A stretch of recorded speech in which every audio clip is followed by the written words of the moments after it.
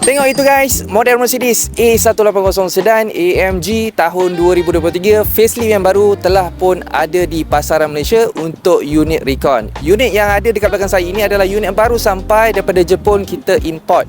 Dan unit ini adalah unit yang terbaik. Kita nak jual pada harga RM170,000 sahaja. Belum lagi on the road. Dan bulanan serendah RM1,900 kalau korang buat loan 9 tahun.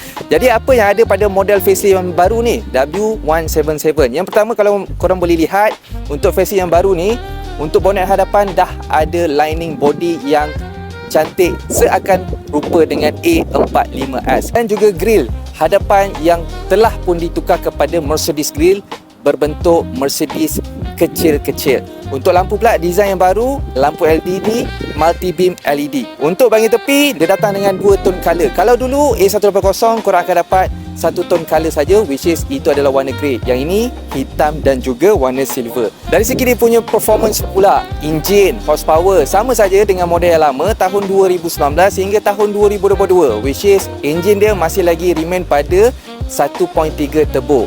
Horsepower sekitar 136 horsepower. Dan untuk bahagian belakang, korang boleh lihat yang di mana sama saja dekat bentuk design dia sedan. Dan juga ni perubahan dia pada tail lights dia, design yang baharu. Yang mana beli tahun lepas ataupun tahun ini untuk model A200, beli dengan Hubsank ataupun Cycle and Carriage, korang akan beli pada harga yang jauh lebih mahal berbanding Recon. Recon untuk unit ni 170,000, tapi kalau korang beli baru, korang akan beli pada harga 240 lebih setelah tolak rebate. Untuk bahagian dalaman A180 AMG facelift tahun 2023 ni, korang boleh lihat design steering yang baru, control button, and paling ketara, perubahan yang kita dapat lihat kat sini adalah konsol tengah dia dah pun hilang untuk dia punya touchpad dia. Sebab apa? Touchpad tu selalunya akan terkopik. Itu permasalahan untuk model Mercedes tahun sebelum ini.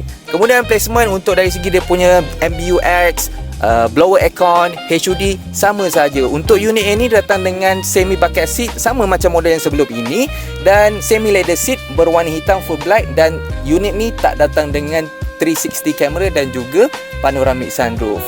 Jadi anda kata korang berminat untuk dapatkan A180 AMG facelift tahun 2023 ni, boleh saja tekan link yang ada di bio saya ataupun isikan detail di bawah. Jumpa lagi di video akan datang. Assalamualaikum. Kuncalalai.